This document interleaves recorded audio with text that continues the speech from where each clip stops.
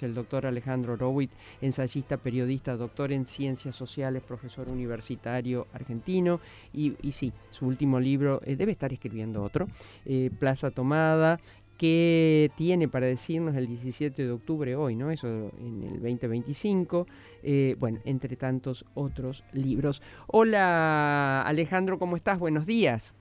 Buenos días, ¿cómo andan ustedes? Bien, ¿estás en otro libro? Siempre, siempre. Qué lindo, me encanta. ¿Sobre el peronismo? No, no. Ah, bueno, respiramos. Este es un trabajo que es la continuación del ciclo que yo arranco con el Huracán Rojo, que en el Huracán Rojo voy desde 1789 hasta 1917, cuando los bolcheviques toman el poder en Rusia. Uh-huh. Ahí estalla la guerra civil, y la guerra civil no es simplemente una guerra civil rusa, es una guerra civil europea, Uh-huh. que se replica en Italia con el ascenso de Mussolini, en Alemania con el ascenso de Hitler y en España con el ascenso de Franco. Sí. Eso es el huracán negro. Uh-huh. Y me estoy ocupando de eso, es decir, desde el 17 hasta el 39, claro, hasta que estalla la Segunda Guerra Mundial. Uh-huh, uh-huh. Alejandro, vos, describiste, estudiaste, trataste los peronismos, ¿no? Llegaste hasta el cuarto, creo. En efecto. ¿Hay un quinto peronismo o no hay más peronismo? Pareciera que no. Digamos que en un momento el kirchnerismo columbró la posibilidad de un nuevo programa para el Partido del Estado, y esto hubiera podido parir un quinto peronismo, pero no sucedió. ¿Y qué, si no hay peronismo, quién ocupa eso? Hay un proceso de desintegración y descomposición político, por eso Milei es el presidente. La idea de que un outsider, alguien que no forma parte de ninguno de los partidos históricos que gobernaron la sociedad argentina en los últimos 100 años, puede borrarlos a la velocidad en que lo hizo, nos hace saber no simplemente alguna clase de habilidad personal, que también tiene, sino sobre todo el grado de deterioro general de un orden político. Y a propósito de ese deterioro, ¿no? Yo repasaba lo que charlamos la última vez, en donde vos de alguna manera decías, bueno, Milei es el producto de que con la, llamémosle, política conocida, llegamos al piso del pozo. No sabemos si es el piso del pozo, porque los pozos no suelen tener piso si no se los construimos. Yo quiero que sea el piso. No, yo entiendo perfectamente, y no es que yo no quiero, sí, claro, sino simplemente que eso no nos ha sido dado espontáneamente.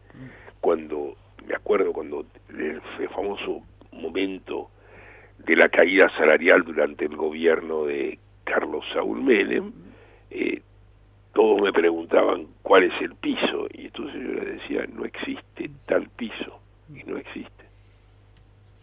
Ahora, la sensación por allí, ¿no?, que uno tiene, escucha, qué sé yo, gente, mira, por dar un nombre, un ex periodista de La Nación, como Mariano Barrio, está armando, juntando vía Zoom, gente, pensadores. Lo veo a Federico González escribiendo sobre una plataforma. Digo, pareciera que personas de nuestra sociedad están intentando hacer lo que la política no hace, y seguramente habrá muchos más. Yo hablo de dos conocidos. No, la política, a ver, esto que se entiende por la política es Milei. A ver, cuando uno dice cuáles son los valores que una sociedad practica, no son los que blablea, son los que practica. Y del 76, ¿cuál fue el valor que se estableció como centro del nuevo botín de guerra. Pues bien, cuando vos mirás el comportamiento político, ves la noción botín de guerra. Yo llegué y ahora me toca a mí y ya está. Y me ocupo. Y hago lo que me parece. Y además me lleno los bolsillos. Pero esto no es un Horowitz opina. Vos fíjate, en un país donde 1 de cada 2 es pobre, ¿cuántos pobres ves en el Congreso? Primero. Segundo, ya no es simplemente cuando vos sabés los patrimonios de los senadores nacionales, no los que tienen, los que admiten. No pueden explicar eso. Fíjate, juicios hemos tenido por los delitos de lesa humanidad. ¿A quién se le hizo devolver un centavo cuando era muy claro que sus patrimonios eran imposibles? Pensá simplemente en un hombre como el almirante Macera. Se sabía que tenía en Nueva York 7 departamentos, que si hubiera sido almirante desde el día que salió como guardia marina hasta el día que se retiró de la Armada y hubiera cobrado siempre sueldo de almirante, no se hubiera podido comprar uno de esos pisos.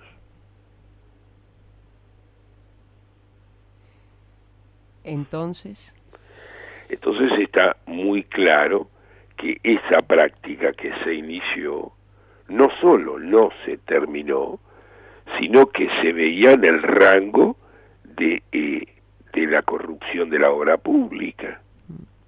Porque que la obra pública en la Argentina es corrupta no es un descubrimiento de la semana pasada. Ahora, el hecho de convalidar, porque uno puede entender, ¿no?, la llegada de Milei por todo lo que estamos diciendo, lo que se viene, lo que se dice, bueno, uno lo hemos analizado varias veces. Ahora, seguir convalidando un proyecto como este depende de que aparezca otra cosa o no.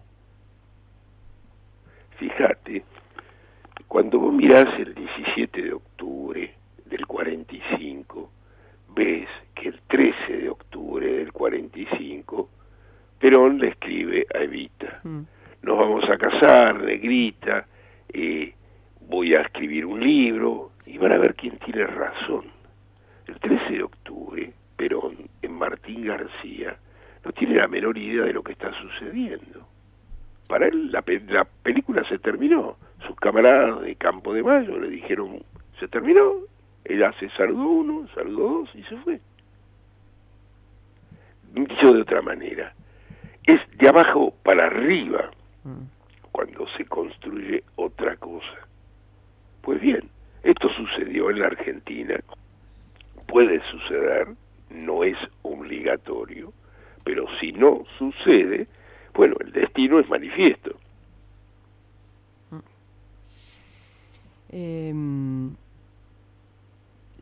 Y ese 17 de octubre, con los ojos de hoy, vos lo planteás distintas miradas sobre distintos aspectos en tu libro, pero ¿sigue reverberando o ya no algo de aquel 17? Mira, esto es atribuirse algo así como el derecho a la lectura cósmica del 17 de octubre y es algo que no me ha sido dado.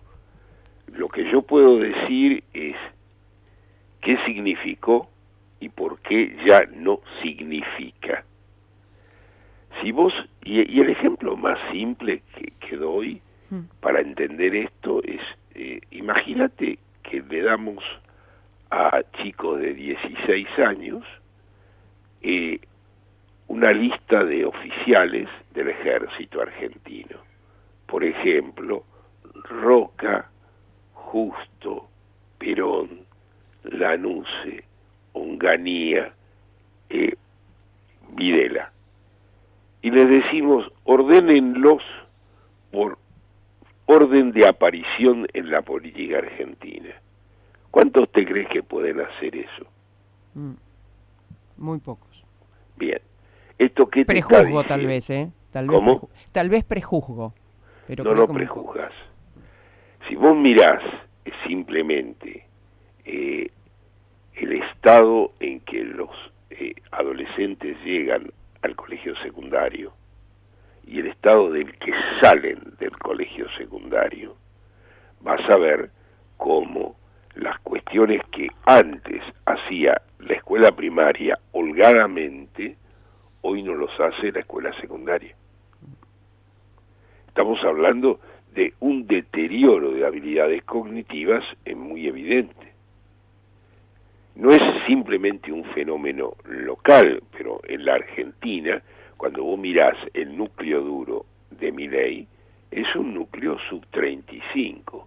Cuando mirás la reforma educativa de la Argentina, es 1995, 30 años. ¿A qué edad se entra al proceso educativo? 4 o 5 años. Bien, tenés exactamente los años del núcleo duro de Milei. Vos hundís la calidad de la educación pública y vos hundís la calidad del debate político. Vas a estar este próximo miércoles, ¿verdad? Miércoles 8 de abril, aquí en ATE, en San Lorenzo, al 1879.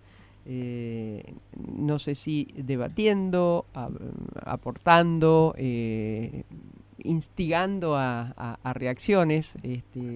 Con Mira, tu yo libro. lo que trato de explicarme y explicarnos es qué pasó.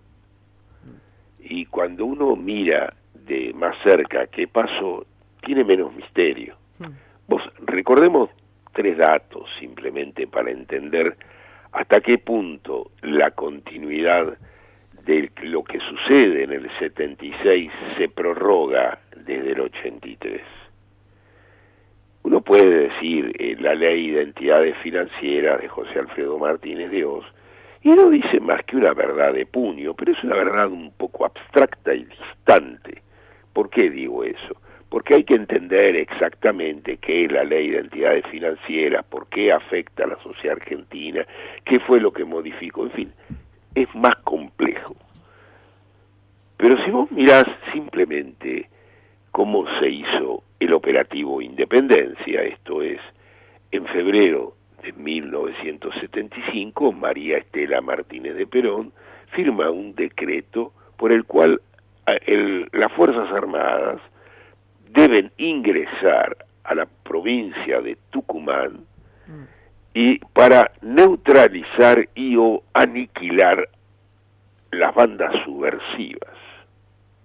Fíjate, no dicen la guerrilla, porque la guerrilla es una tipificación muy exacta. Vos agarrás a alguien con un arma en la mano y estás discutiendo en una situación muy precisa.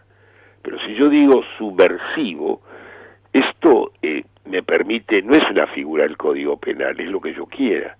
Subversivo en puño, en pintura, subversivo en música, subversivo en lo que yo desee. Entonces, la primera pregunta que se te presenta ¿es legal la orden impartida? ¿Puede la Presidente de la República intervenir militarmente en una provincia? No, es una atribución del Poder Legislativo, artículo 67 de la Constitución. Cualquier estudiante de Derecho aprende eso cuando aprende los primeros palotes del derecho público.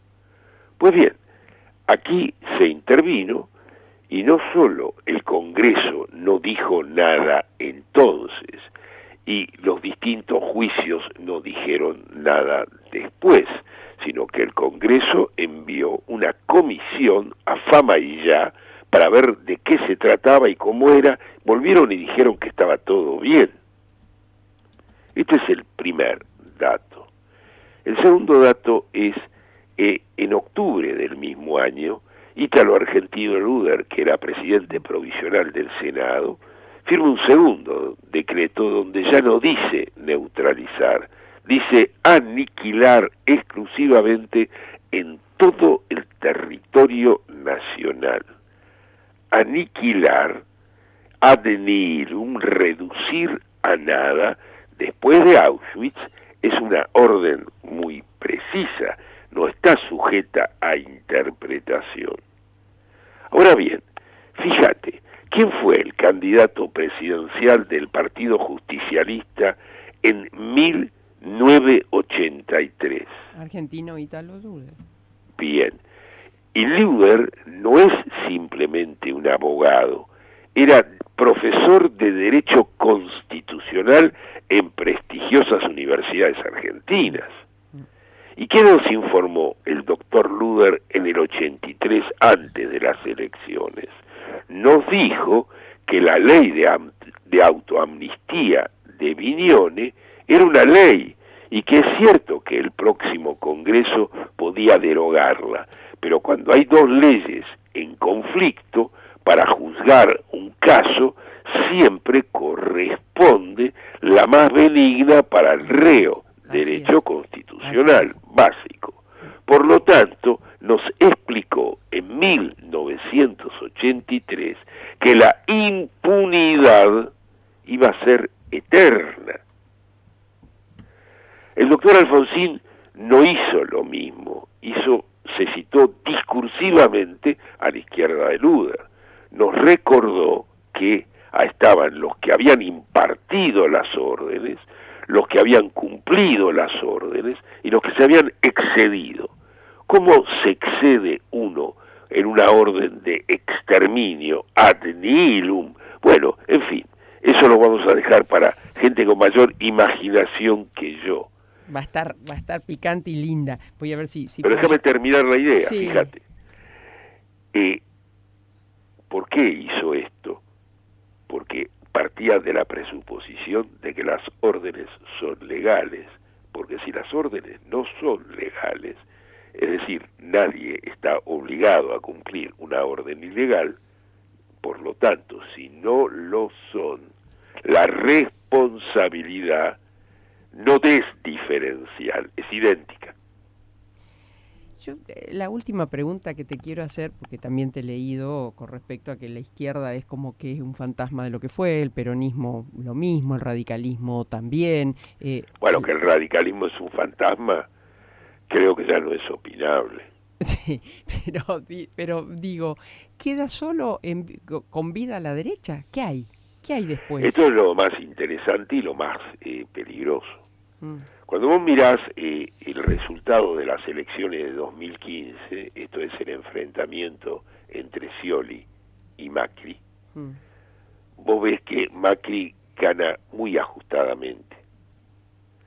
Cuando vos mirás las elecciones que Milei le gana a Massa, en el balotaje Massa pierde por paliza. Lo que ves no es una diferencia de habilidad personal entre Milei y Macri. Lo que ves es una ampliación del mismo espacio. No hay ninguna duda de que Milei choca la calecita, ya la chocó, y la recesión, ellos ya no saben ni cómo salir de ella. Además, en condiciones del mercado mundial, donde una recesión global amenaza con instalarse. En esta doble situación, lo que vas a ver es una catástrofe anunciada y obvia de este gobierno. Esto no quiere decir que se terminó el espacio de esa derecha.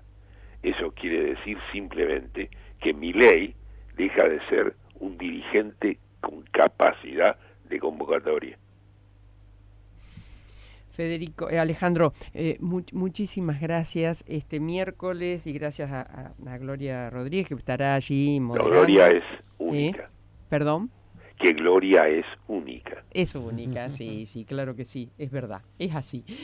Bueno, el miércoles entonces, este miércoles 8 a las 18 en ATE, que es San Lorenzo 1879, están todos invitados, por lo que veo, nuestros oyentes que ya se han enganchado también, nos mandan información, etcétera, etcétera, estarán allí y bueno, compartirán y opinarán y bueno, será un hermoso debate. Muchas gracias, Ale. No, gracias a vos. Un cariño. Alejandro Horowitz. Las 8 de la mañana con 52 minutos, la temperatura en la ciudad es